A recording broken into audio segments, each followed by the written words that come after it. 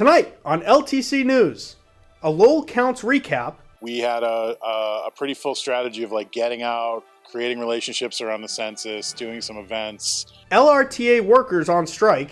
There is no reason for this. Somebody has to stand up to the plate, and our drivers should not be working for $14 an hour, and our medical keeps going up, but our pay doesn't go up. And Lowell's Recovery Cafe. The Recovery Cafe model itself is very much based on everything we do conveying a sense of personal value.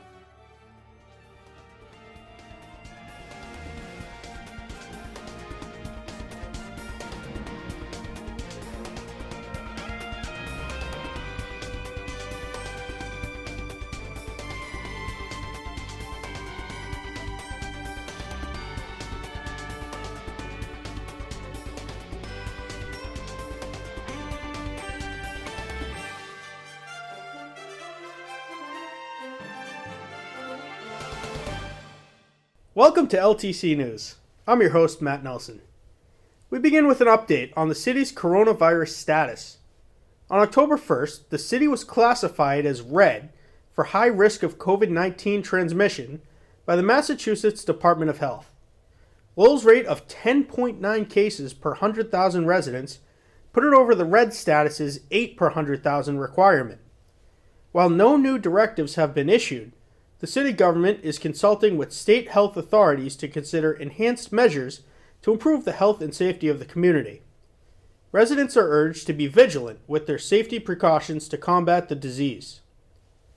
At 5 a.m. on the morning of Monday, October 5th, paratransit bus drivers with the LRTA's Roadrunner service went on strike. Since then, the drivers have been picketing outside the Gallagher Intermodal Center and demanding changes in their contract before they go back to work. One day longer, one day stronger. We're here for the duration. Only gonna get worse.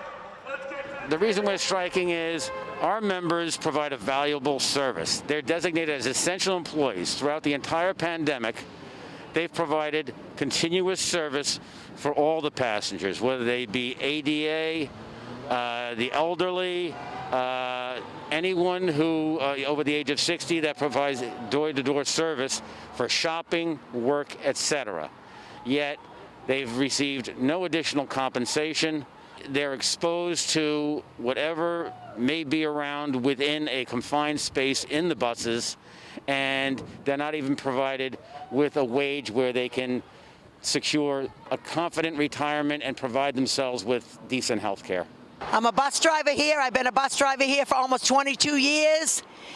I love transporting my people. I take them back and forth to dialysis, to their medical appointments. We take them shopping. We take all the kids with their disabilities that need to be back and forth to their jobs. These people are all on Social Security. They cannot afford to be paying a taxi cab. They cannot afford to be traveling back and forth to Burlington for their jobs. And they're putting their families out because the families now have to try to find a way of transportation for these people. There is no reason for this. Somebody has to stand up to the plate, and our drivers should not be working for $14 an hour, and our medical keeps going up, but our pay doesn't go up. The people for the city council, the mayor, and all of the other people need to step up to the plate and help us out to get us back to work. We want to work. We love our job, what we do. Otherwise, we wouldn't be here the way we are. For the part-time employees, the salary increases the company wants to give will only bring them to $15 in June of 2022, which will be the minimum wage starting January 2023. We're looking for increases in the starting rates. That's going to put them above minimum wage because they're definitely not minimum wage positions. We're looking for an 80-20 split as opposed to a 70-30 split. Because when you're only making $14 to $16 an hour, paying 30% of your health care coverage takes a big bite out of what you're taking home every week. And we want some contributions into a retirement plan without having the members having to pay out of pocket to achieve those contributions. The Transit Authority could not be reached for comment, but speaking to the Lowell Sun on Tuesday, LRTA Administrator James Scanlon called the strike unfortunate and said that the LRTA was not involved in negotiations since the drivers technically work for our contract. Our contract is with a company called MV Transportation, who is a subcontractor for the LRTA. NV Transportation is paid a management fee. All the equipment, all the facilities are owned by the LRTA, and the amount of monies for benefits and salaries are dictated by the LRTA. We're in a crisis right now, and we don't know which way it's going to go, but you're out here every day. People have been here between 20 and 30 years. Also, we take pride in our job, make sure, we get our clients to where they got to be at whatever time they have to be. But then again, I guess, corporate greed takes over. Then after the little man on the totem pole, we get left out. See, because it's about all of us, supporting our brothers and sisters that need help, because there are so very few of them. It's all up to us to support us, because like I said, we're all one brotherhood. No matter, at the end of the day, we're all family, because we all want the same thing. We all want better wages, a better way of living, and to make sure we take care of our folks. That's the whole thing. That's the bottom line at the end of the day. $11 million. You get $600,000 from the state. The 2020 U.S. Census is wrapping up its field operations this month. As with many communities, the census in Lowell faced numerous challenges, including the pandemic shutdown. Christine McCall, Lowell Director of Economic Development, was a key strategist for the Lowell Counts Committee. We have a lot of immigrants in Lowell, non-English speakers in Lowell, folks with non-traditional family and living situations, and oftentimes people are afraid to be counted by the government. And so it was really trying to just educate people about what the census is and what it means for our community if we have an accurate count. We had a pretty full strategy of getting out, creating relationships around the census, doing some events, in-person stuff where trust can be built. And we weren't able to do that. So we focused a lot, at least in the first few months after the shutdown. We did a lot of social media work. We did some videos with city manager, the mayor, Congresswoman Lori Trahan, several other kind of community leaders in multiple languages. The city did a great job of putting up signs. You probably see them everywhere.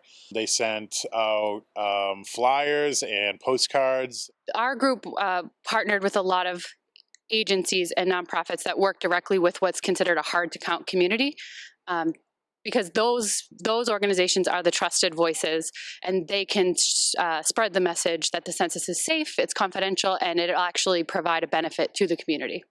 For the city of Lowell and the faith-based leaders and the community-based organizational leaders, the media have been amazing. At a time when so many would have understood to hit the pause button, they completely re-engineered themselves, to do things virtually, to continue to get that message out there on what the census means to the city of Lowell for the next 10 years. We had to try to find a way to make sure people trusted the census and understood what it was, and meet them where they're at, where people are at with their languages and things like that. So we had to go through a couple different angles to do that. That's why we brought in the churches. That's why we brought in CMAA and then food banks and things like that to try to help us get the message out. As of this morning, I believe our self-response rate was 61.5%, but our non-response follow-up rate is 100%. Massachusetts is currently at 99.8% of the households have been enumerated, which is amazing. Due in large part to the work of our partners who have been out there. So I think this census is a huge success. When you look at the largest cities within the Northeast region, which include New Jersey, New York, all the New England states, and Puerto Rico, Lowell is second only to Springfield, Massachusetts for the largest cities in self-response rate, and it's only by 0.1%. They have been going back and flip-flopping back and forth over the last month and a half. So there's still time, Lowell. We can still get to number one. It means we're going to get the funding we need for our roads, our nonprofits, our community partners, our hospitals for the next 10 years. If you still have not been counted, you have until the end of October to fill out the questionnaire online or by mail. All responses are confidential. Visit the census site for more details. Lowell House is a local nonprofit that provides a broad range of addiction treatment and support services. In February 2020, Lowell House opened its Recovery Cafe, adding another option for people in recovery. Despite the challenges of operating during the pandemic, the Recovery Cafe has made a difference for many suffering from addiction. Rich Hollett, Program Director for the cafe, explains. The Recovery Cafe model itself is very much based on everything we do conveying a sense of personal value to everyone who walks in here, everyone who's reaching for support. So if someone comes in here and wants to learn how to play the guitar, that is something, people think, well, why not relapse prevention? But when someone wants to learn how to play the guitar or play the piano, then that's something that feels inspiring to them. And something feeling inspiring to someone is very important to us. It's a very important component to recovery. So we're going to figure it out. We're going to get a volunteer who knows how to teach guitar. We're going to get the person guitar. But there's really no limit. As long as it's safe for the entire community, we'll bring in anything. And often, again, and I think this is an important point to make, sometimes it doesn't seem like it's around recovery, but almost anything that inspires someone or feels good to someone or is motivating to someone or induces growth and learning within someone has very much to do with recovery. The membership requirements are 24 hours sobriety, participating in a weekly recovery circle, contributing to the community, and following our guiding principles. Part of the model is to have a latte hour daily. Also part of the model is to have a warm and nutritious meal daily. In terms of the programming, again, super member-driven, so it always changes. Before the pandemic, we somewhat anticipated this, we were pretty slammed with people coming in here. And, in many ways, it was a fantastic time for us because we learned a lot because we had so many people. We just opened. During the pandemic, it was really difficult, and I'm sure a lot of people will understand this, to sort of abruptly end support for people. I live right in this neighborhood, and I saw a lot of people that I had been supporting out there, which was a good thing that I saw them and I was able to, keep my social distance, but at least check in with them. But it was a hard time for people, especially in early recovery, all of a sudden not having support. There were a lot of relapses, a lot of overdoses. It was a very, very difficult time. Since returning, it was much, much slower than it was when we first opened. And I think partly because people were still afraid, even people struggling were still afraid to come out and, be among other people. And it's been slower, but in some ways that's been better because it's been slow and steady, and we're sort of expanding our community of people we serve. So originally it was just people looking for recovery, but not having a lot, just in those very early stages. And since we've reopened, we have everything, long-term recovery, 24 hours recovery, and everything in between. In this edition of Sunspot, Lowell Sun Enterprise editor Chris Scott sits down with Ed Davis.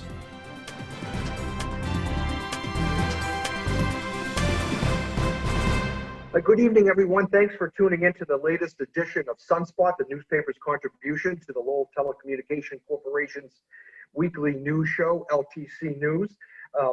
I'm very honored to have an old friend and a well-known commodity here in Massachusetts and Greater Lowell to the show, Ed Davis.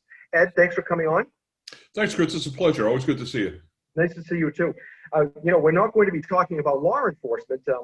Many people would probably think that's where we were going. Ed's the former chief in Lowell, who put community policing on the map here in the city, and then he went on to oversee the Boston Police Department, and now he owns his own Boston-based security consulting company. And I have to admit that I was a little surprised when I saw you acting as a spokesman on this referendum question, because I suppose it's kind of connected to security, because the opponents of the question are claiming security is at stake here, correct? That's correct. Yeah, one of the reasons that they reached out for me was because one of my employees is a former admiral who set up the DHS Cyber Command. So Mike Brown, actually Mike's a Lowell guy. Mike grew up in Belvedere. Both him and his brother are admirals and were admirals in the Navy. Very, very famous Lowell family. But Mike was able to review the bill and determined that the claims of being able to hack into it and the things you're hearing online could be easily resolved. You could, I mean, it's not really a problem, and they're trying to scare people with that idea. So, we're talking about the right to repair question, which is question number 1, I believe, right, on the ballot on November 3rd. And when we set this meeting up, we were talking a little bit on the side, and I told you that, in my own personal experience, I would prefer to bring my car to my local garage because it's usually cheaper. It's almost always cheaper. You just need to tell the guy what you need done. Usually put out your little repair booklet. He'll use that as an outline and he'll go and do it. And then researching the question today at this morning, before we came on together, a yes vote will exempt the telematics system, which is, I guess, the car's computer, from wireless access. Is that correct? Well, a yes vote will allow the small shop owners to access that telematics information. That actually is not the car's computer. It's the system. It's the system by which information from the car's computer is transmitted back to the company that built the car. So it's almost like a cell phone. Okay. And in doing just a little bit more research on the question, you see who supports it, and it's all the mom and pop garages. Right. And then you see who's against it, and it's a big conglomeration that's backed by Toyota, Nissan, GM, all the big companies. So what's at stake here? I mean, it seems like we just need to follow the dollar, right? No question. The latest statistic that I heard on this is that there's a $750 billion play here for repair of motor vehicles. And the big car manufacturers want to capture that market. They want a monopoly on car repairs. They're going to do it slowly. They're going to do it on the back of new technology. But over the next few years and maybe up to a decade, you'll slowly see the motor vehicle repair shops put out of business, and you'll have to bring your car back to a dealership. And we both know, well, I certainly know from experience that you could chime in on this. I needed a brake job on my Toyota Tacoma about a year or so ago, and I got a price from a dealer in Haverhill, and I'm happy with that dealer. I've done some business with them, but then I brought it to my local guy. He looked at it, and he did it for about $300 cheaper. Right. And there's been no problem with my brakes. I feel perfectly safe in the vehicle. I was wondering if you could chime in on that. No, I agree completely. My first job at 15 years old was at Paul Shell Station on Bridge Street. So I used to do light car repair, oil changes and tires and things like that. So I grew up with these guys that make their living fixing cars, and they're a big part of our community. And especially now with COVID and all the small businesses that are shutting down, I think this is a real David and Goliath story. It's much cheaper to have your car fixed at a local repair shop. It's a well-known fact that the hourly rate that mechanics get paid in a small shop are very different from the hourly rate that the mechanics get paid or that the company charges in a large shop. I remember when I was in high school, I used to be able to change my own oil and put the filter on, get underneath, have the wrench, do the thing. I'm not sure that I would even try to do that now because motor vehicles today are so much more technologically advanced than they were when we were kids. So there's something to be said for that, isn't there? That perhaps the dealer is better equipped in some circumstances to do the repair, or do you have full faith and confidence that despite the technological advancements that have gone into motor vehicles, the local garage can do it just as well? Well, I think the latter is true, and let me explain why. Mm-hmm. When I was working at that gas station in 1972, when someone came in with a problem in their engine, a mechanic would look at it, he'd listen to it, he'd drive it around and take it back, and then he'd say, "Well, I think the XYZ valve is a problem," so they changed that out. And then they'd take the car out again, and if it was still happening, they'd say it's the ABC valve, and they'd change that. There was a lot of hunting and pecking as to how to repair a car. Now, the way the cars are constructed, they have something called an OBD port underneath the dashboard. And you can pull that port down, and I have, you can buy a port reader. You can buy a device that plugs into that and will tell you exactly what's wrong with your car. The computer knows precisely what part is defective, precisely what system needs to be updated.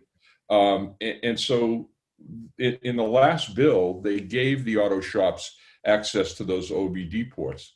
But what we didn't know, and unfortunately the car manufacturers knew this, was that this telemetrics information would now be sailing back and forth between the car and the people you bought the car from. And so the bottom line is, if a car repair dealership has access to the same information, they can be just as effective, there can be competition there, and the price will be lower. Mm-hmm. That device that you talked about, I assume you can purchase that at one of the auto parts, one of the chain stores, correct? Yes. So that would explain why the chain stores are also for a yes vote on this question. You know, the Napas and the whatever the other chains are. Right. Well, a big part of their business is supplying these small shops with equipment that they need to repair cars. So they have a vested interest in this. There's no question about it. But the other part of it too is just the average owner of a vehicle. I've always been pretty handy, and I've liked to do my own oil changes and, you know, different little tidbits here and there with the car. And there's a lot of people out there that do that want to be able to, you know, fix their own vehicles when something goes wrong. And the strange thing about this is the company has designed a system that ties you to the company. You buy, you know, in every other business, you buy a car, you buy a vehicle, you buy any kind of a product, and you own the product and you can do what you want with it.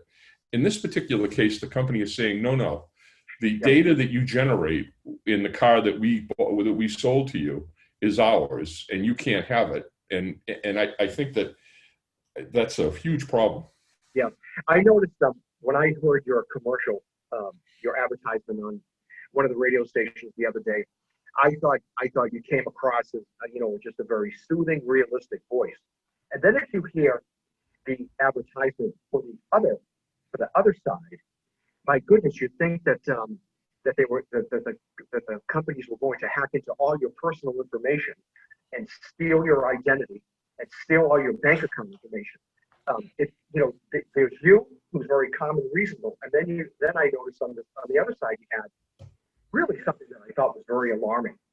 What's your view on that? It's a strategy. You know, they got together. They had a goal in mind, and they met with advertising experts, and they met with people that do surveys of what frightens people, and they came up with this idea that we'll scale them with the data. We'll make it, you know, one of the first allegations they were making is all of your personal data, the code to your garage door would be accessible. It's not. That's not even in the bill. It's not accessible. But what they were trying to do is just give people this idea that if they vote for this, they'll be in danger, and I really don't think that's the case at all. What's the sense you're getting as you travel the state and you talk to people about the question? How's it shaping up? What do you think will happen on November 3rd? Any read on that yet? I'm very confident that we're going to prevail here. We in the last initiative, there was an 86% favorability vote for our side. It was actually the most supported ballot initiative that ever in the history of Massachusetts. And I suspect that people will see through this. They'll try to chip away at that edge that we have, but I suspect we'll prevail. I hope. So I just want to say thank you to our viewers for tuning into the latest edition. We'll be back in 2 more weeks. And that does it for this edition of LTC News. You can find us on LTC channels 8, 95, and 99, online at ltc.org, on Roku in the LTC News playlist, on Facebook at LTC Lowell, or on our YouTube page. I'm your host, Matt Nelson. Thanks for joining us.